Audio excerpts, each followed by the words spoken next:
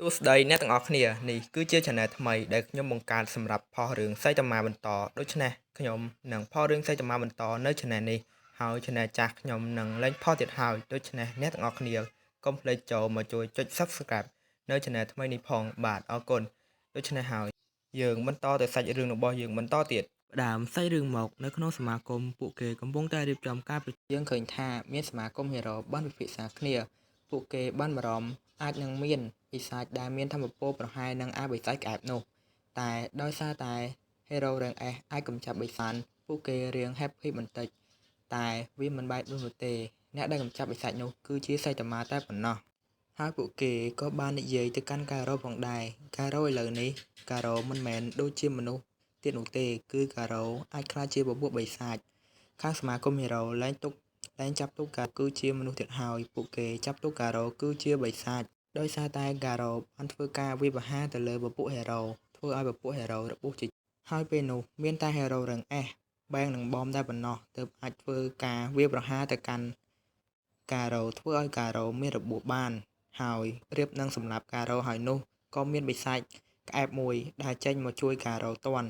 ពួកគេក៏បារម្ភទៅកាន់ថ្ងៃអនាគតបើសិនជាមានពពួកបិសាចដែលមានមហិទ្ធិឫទ្ធិខ្លាំងដូចអាបិសាចក្អែបនោះពិភពលោកនឹងខ្ទេចខ្ទីជាបំខានតែដោយសារតែហេរ៉ូរ៉េងអេសរបស់ពួកគេអាចកម្ចាត់ការ៉ូនិងអាបិសាចក្អែបនោះធ្វើឲ្យវាស្លាប់បាននោះពួកគេក៏មិនសូវពិបាកចិត្តឬក៏ខ្វាយខ្វល់ច្រើននោះដែរនៅពេលដែលខាងសមាគមហេរ៉ូកំពុងតែពិភាក្សាជាមួយនឹងរឿងការ៉ូខាងបិសាចទីក្រុងធ្វើឲ្យប្រជាជនខ្លាចវានិងធ្វើឲ្យខូចខាតផ្ទះសម្បែងហេដ្ឋារចនាសម្ព័ន្ធជាច្រើននោះភ្លាមនោះក៏មានជាមួយនឹងពួកគេត្រូវតែពង្រឹងជាមួយនឹងសមត្ថភាពរបស់ហេរ៉ូពីព្រោះពួកគេមិនអាចដឹងថាខាងសមាគមបិសាចមានពពួកបិសាចប៉ុន្តែដោយឃើញបែបនេះហើយពួកគេក៏មិនសូវ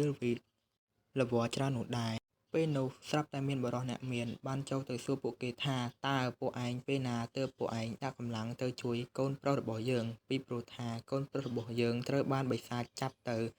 តើពេលណាទើបពួកឯងនាំគ្នាទៅជួយកូនរបស់យើង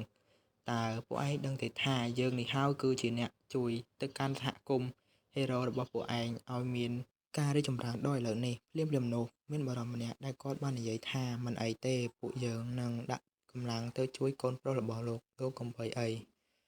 ដូច្នេះហើយលោកចូលចោះពេលនោះដែរហេរ៉ូរ៉េងអេសរ៉េងទី2ថាត់ស៊ូម៉ាគីជាមួយនឹងហេរ៉ូ2នាក់ទៀតបានមកដល់ទីតាំងនោះហើយប្រើធម្មពលរបស់នាងកំទេចទីក្រុងដែលមានពពួកបិសាចនោះនៅទាំងមូល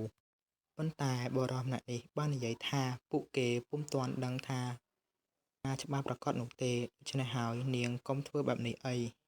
ពេលនោះសាមូកំពុងតែស្វែងរកទីតាំងរបស់បិសាចដែរតែដោយសារតែមានអ្នកយាមច្រើនគេនិយាយថាគេមិនអាចធ្វើការបានឡើយកាត់មកខាងថាត់ស៊ូម៉ាគីវិញដោយនាងបាននិយាយថានាងនឹងកំទេចទីក្រុងដែលមានបិសាចនៅនោះបរិសនោះគាត់មើងងាយពពួកបិសាចពេកពីព្រោះពួកគេពិតជាមានធម្មពលនិងមានមហិទ្ធិឫទ្ធិខ្លាំងណាស់ដូច្នេះហើយសុំនាងកុំធ្វើអ្វីផ្ដេសផ្ដាសឡើយសុំនាងទុកចិត្តលើពួកយើងទៅចោះថាពួកយើងពិតជាមានសមត្ថភាពក្នុងការស្វែងរកទីតាំងរបស់វាពិតប្រាកដសិនដោយលើបែបនេះថាស៊ូម៉ាគីក៏ពុំពេញចិត្តជាខ្លាំងដែលគាត់ហ៊ានមើងងាយសមត្ថភាពរបស់នាងបែបនេះនាងក៏បាននិយាយទៅកាន់គាត់ថាបើសិនជាពួកទីតាំងរបស់ពួកបិសាចនោះទេអញ្ចឹងមិនអីនោះទេដោយសារតែឃើញថាស៊ូម៉ាគីនឹងនិយាយបែបនេះបរិសនោះគាត់ក៏បានវីដេអូរបស់ហេរ៉ូរ៉េងអេសម្នាក់ចូលទៅទីតាំងហាមឃាត់ហើយត្រូវបានពពួកបិសាចវាយប្រហារធ្វើឲ្យបាត់ការទំនាក់ទំនងជាមួយគាត់បាត់ទៅនៅពេលដែលគាត់និយាយចប់នោះថាស៊ូម៉ាគីនាងក៏ពុំបានថាអ្វីនោះដែរ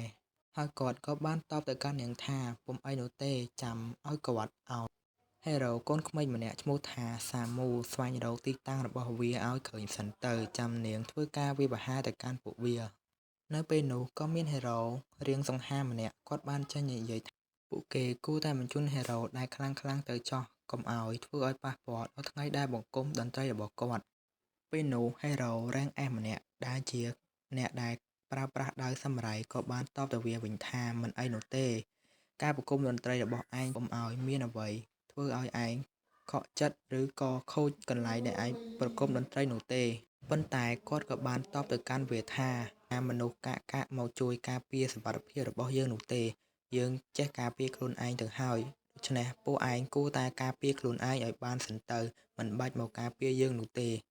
លើបែបនេះ Hero Samurai ពិតជាមួម៉ៅជាខ្លាំងក្នុងចិត្តរបស់វាគិតថាបើយើងខ្លាំងយើងនឹងដាក់ឯងម្ដាយកតាមុខឲ្យឯងខ្ចប់បាត់នេះទៀតនោះទេហើយអាចចង្រៃយោកាត់មកកន្លែង Hero ឈ្មោះថាពូរៀងពេលនេះ Hero ម្នាក់នេះក៏បានហែកគុកចេញពីគុកទៀតហើយដោយគាត់ចង់មានបំណងទៅឲ្យកិច្ចចេញពីភាពអាក្រក់ដែលគាត់រស់នៅក្នុងគុកនេះក៏ព្រោះតែមានបិសាចដែលចាប់អ្នកទោសបាត់ហើយយើងកាត់មកមើល Hero ម្នាក់ឈ្មោះថាសាមូវិញដោយសារតែអ្នកយាមនៅទីនោះច្រើនពេកគាត់ចេញទៅខាងក្រៅសិនទៅគាត់ងាយស្រួលក្នុងការធ្វើការងារពេលនោះគាត់ក៏បានតាក់ទងទៅកាន់ Hero ម្នាក់ឈ្មោះថាមេថនណៃដើម្បីឲ្យគាត់អាងរបស់វាដោយសារតែគាត់បានដឹងទីតាំងរបស់ពពួកបិសាចនោះបាត់ទៅហើយត្រឡប់មកមើល Tatsumaki វិញនាងបានធ្វើដំណើរមកកាន់ផ្ទះសៃតាម៉ាដើម្បីចង់ឲ្យសៃតាម៉ាចូលក្រុមជាមួយនាងដើម្បីធ្វើការវាយប្រហារជាមួយនឹងពពួកបិសាចប៉ុន្តែនៅពេលដែលនាងបើកឃើញពុំមែនឃើញតែសៃតាម៉ានោះទេនាងបានឃើញ King Bomb Bang និង Genos នៅទីនោះកំពុងហើយនឹងមាន King និងសៃតាម៉ាកំពុងតែបាញ់ហ្គេមយ៉ាងសប្បាយពេលនោះពួកគេឆ្ងល់ខ្លាំងណាស់នាងមករកសៃតាម៉ាមានការអ្វីដែរ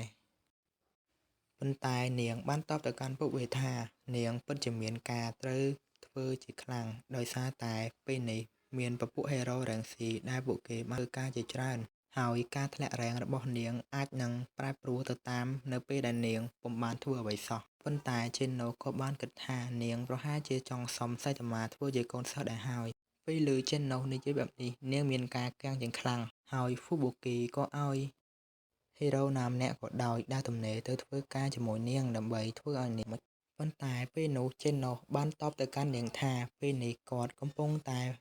ត្រឡប់ពីប្រយុទ្ធជាមួយនឹងបិសាចបែងគាត់ក៏ទៅត្រឡប់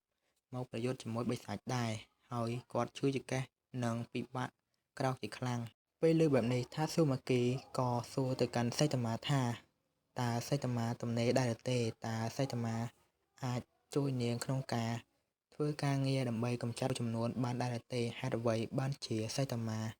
មកអង្គុយលេងហ្គេមធ្វើធម្មតាបែបនេះថាស៊ូម៉ាកាន់ពួកគេឲ្យពួកគេចូលរួមជាមួយនឹងនាងដើម្បីក្នុងការកម្ចាត់ជាមួយនឹងបិសាចដើម្បី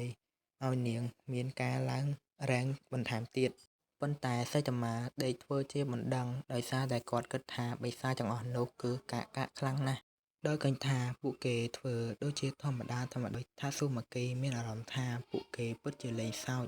ខ្លាំងមែនតែននាងដូច្នេះហើយសម្រាប់ Season 3 វគ្គទី1នេះខ្ញុំក៏បានកាត់ជាពាក្យកណ្ដាលហើយអ្នកទាំងគ្នាកុំភ្លេចជួយចុច Subscribe និងបើកសញ្ញាកណ្ដឹងសូមអរគុណ